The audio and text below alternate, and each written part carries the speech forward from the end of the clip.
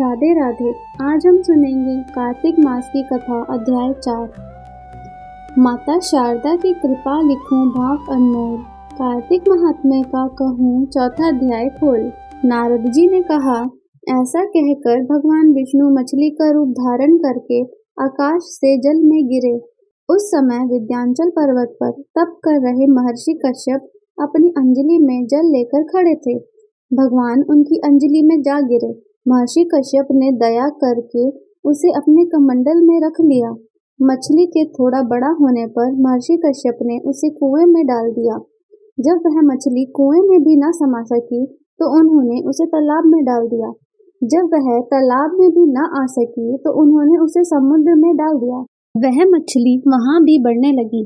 फिर मत्स्य रूपी भगवान विष्णु ने इस शंखासुर का वध किया और शंखासुर को हाथ में लेकर बद्री वन में आ गए। वहां उन्होंने संपूर्ण ऋषियों को बुलाकर इस प्रकार आदेश दिया, मुनीश्वरों, तुम जल के भीतर बिखरे हुए वेद मंत्रों की खोज करो और जितनी जल्दी हो सके उन्हें सागर के जल से बाहर निकाल लाओ। तब तक मैं देवताओं के साथ प्रयाग में ठहरता हूँ। तब उन तपोबल संपन्न महर्षियों ने यज्ञ और बीजों सहित संपूर्ण वेद मंत्रों का उद्धार किया। उनमें से जितने मंत्र जिस ऋषि ने उपलब्ध किए, वहीं उन बीज मंत्रों का उस दिन से ऋषि माना जाने लगा। तदंतर सब ऋषि एकत्र होकर प्रयाग में गए। वहां उन्होंने ब्रह्मा जी सहित भगवान विष्णु को उपलब्ध हुए सभी वेद मंत्र अर्पित कर दिए। सब वेदों को पाकर ब्रह्मा जी बहुत प्रसन्न हुए। उन्होंने देवताओं और ऋषियों के साथ प्रयाग में अश्वमेध यज्ञ किया। यज्ञ समाप्त होने पर सब देवताओं ने भगवान से निवेदन किया, देवाधिदेव जगन्नाथ, इस स्थान पर ब्रह्मा जी ने खोए हुए वेदों को पुनः स्थापित किया है और हमने भी यहाँ आपके प्रसाद से यज्ञ भाग पाए हैं।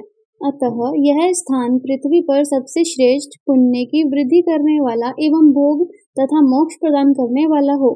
साथ ही यह समय भी महापुण्यमय और ब्रह्मघाती आदि महापापियों की भी शुद्धि करने वाला हो तथा यह स्थान यहाँ दिए हुए दान को अक्षय बना देने वाला भी हो, यह वर दीजिए। भगवान विष्णु बोले, देवताओं, तुमने जो कुछ कहा है वह मुझे स्वीकार है।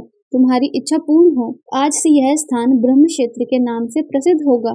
सूर्यवंश में उत्पन्न राजा भगीरथ यहाँ गंगा को ले आएंगे और वह यहाँ सूर्य कन्या यमुना से मिलेगी। ब्रह्मा जी और तुम सब देवता मेरे साथ यहाँ निवास करो। आज से यह तीर्थराज के नाम से विख्यात होगा। तीर्थराज के दर्शन से तत्काल सब पाप नष्ट हो जाएंगे। जब सूर्य मकर राशि में स्थित होंगे उस समय यहाँ स्नान करने वाले मनुष्यों के सब पाप का यह तीर्थ नाश करेगा। यह काल भी मनुष्य के लिए सदा महान पुण्य फल देने वाला होगा।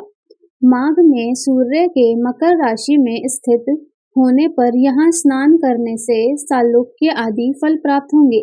देवाधिदेव भगवान विष्णु देवताओं से ऐसा कहकर ब्रह्मा जी के साथ वहीं अंतर्ध्यान हो गए। तत्पश्चात इंद्रादि देवता भी अपने अंश से प्रयाग में रहते हुए वहां से अंतर्ध्यान हो गए। जो मनुष्य कार्तिक में तुलसी जी की जड़ के समीप श्री हरि का पूजन करता है, वह इस लोक में संपूर्ण भोगों का भोग कर के अंत में वैकुंठ धाम को जाता है। हे कार्तिक महाराज, इस कहानी को सुनते सभी भक्तों पर अपनी कृपा बरसाना।